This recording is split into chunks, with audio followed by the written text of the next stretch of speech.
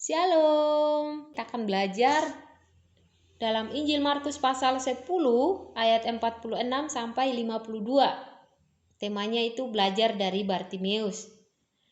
Nah, teman-teman, Bartimeus ini adalah anak dari Timeus. Bartimeus ini adalah seorang pengemis buta yang disembuhkan oleh Tuhan Yesus. Nah, namun perjuangannya di sini tidaklah mudah untuk bisa bertemu dengan Tuhan Yesus. Sebab pada waktu itu orang banyak berbondong-bondong datang untuk bisa berjumpa dengan Tuhan. Dapat kita bayangkan ya teman-teman bahwa begitu sulit orang yang tidak dapat melihat untuk mendapatkan apa yang diinginkan. Perjuangan dari Bartimeus tidak berhenti di situ. Dia dengan begitu yakin dan percaya sambil berseru. Dia katakan, "Yesus anak Daud, kasihanilah aku." Namun orang-orang di sekitarnya malah menegur dan menyuruh dia untuk diam. Bartimeus semakin keras berteriak, seolah-olah dia tidak peduli dengan teguran orang yang ada di sekitarnya. Sampai pada akhirnya, Yesus menyuruh orang-orang yang mungkin menegur Bartimeus untuk memanggilnya dan bertanya, apa yang harus diperbuat Yesus. Dan di sini Bartimeus hanya berkata, "Rabuni, supaya aku dapat melihat."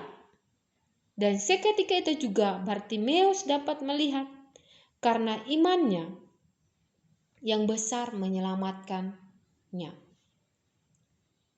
Bapak, Ibu, teman-teman yang dikasihi Tuhan, apa yang dapat kita pelajari dari Bartimeus? Apa yang dapat kita teladani dari Bartimeus di sini? Yang pertama, yang kita pelajari di sini adalah Bartimeus tidak mudah dipengaruhi oleh lingkungannya. Pada waktu itu orang banyak menegur dia, mungkin merendahkan dia atau menghina kebutaannya. Dan bisa saja Bartimeus kembali duduk dan meminta-minta karena fisiknya yang lemah. Namun di sini dia memilih untuk tidak mendengarkan perkataan yang tidak membangun di sekitarnya, dan dia berani untuk percaya walaupun keadaan lingkungannya tidak mendukung. Nah, teman-teman yang dikasihi Tuhan, untuk mencapai kemenangan, maka kita harus berani menutup telinga terhadap perkataan-perkataan yang tidak membangun.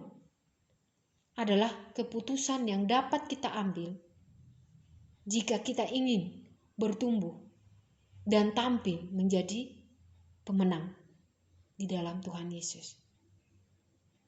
Yang kedua, yang kita teladani di Bartimeus ini adalah Bartimeus memang cacat secara fisik, tetapi dia tidak cacat secara mental. Apa yang terjadi jika ternyata Bartimeus ini juga memiliki cacat secara mental? Dia tidak akan pernah dan tidak akan mungkin mengalami kesembuhan. Dia akan selalu menganggap dirinya adalah sebuah kesialan. Dan apa yang terjadi pada fisiknya adalah suatu takdir di dalam kehidupannya. Teman-teman yang dikasihi Tuhan Yesus Kristus, ada berapa banyak di antara kita yang selalu saja melihat kelemahan tubuh dan selalu membanding-bandingkan bentuk tubuh kita dengan orang lain, sehingga membuat kita tidak pernah maju dan mencapai puncak keberhasilan yang maksimal. Teman-teman yang dikasihi Tuhan, mari kita belajar seperti Bartimeus. Dia tidak cacat secara mental, sekalipun secara fisik dia cacat. Dan apa yang diharapkan, dia dapatkannya, yaitu kesembuhan, oleh karena imannya di dalam Tuhan. Yang ketiga, Bartimeus menanggalkan jubahnya dan mendapatkan Yesus. Apa artinya menanggalkan jubahnya dalam konteks ini? Jubah di sini yaitu berbicara tentang dosa atau perbuatan yang lama. Teman-teman, Bartimeus bersedia menanggalkan jubahnya yang lama dan menerima jubah keselamatan yang baru, yaitu dari Tuhan Yesus. Tidak akan terjadi mujizat dalam hidup kita jika kita masih nyaman menggunakan manusia yang lama. Jika kita masih nyaman melakukan hal-hal yang duniawi, hal-hal yang biasa kita lakukan yang tidak sesuai dengan kehendak Tuhan. Nah, apa yang perlu diperbaharui dalam hidup kita melalui pembacaan firman Tuhan ini? Yang perlu kita perbaharui di sini adalah berani untuk keluar dari lingkungan yang tidak baik, menerima diri sendiri, percaya diri, tidak minder, dan tidak mudah putus asa, sekalipun diremehkan, sekalipun dihina. Teman-teman, mari kita belajar seperti Bartimeus. Bartimeus tidak menyerah, sekalipun orang-orang yang ada di sekitarnya tidak mendukung dia untuk bertemu Tuhan Yesus. Dia tidak mudah putus asa, tetapi dia semakin keras memanggil Tuhan Yesus, makin keras berseru di dalam Tuhan Yesus.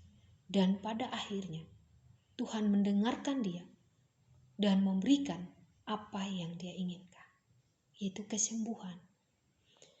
Dan yang kita perlu pelajari di sini, ketika Bartimeus mengalami kesembuhan, dia bukan pulang, tetapi dia siap mengikuti Tuhan. Dia siap melakukan apa yang Tuhan mau di dalam kehidupannya.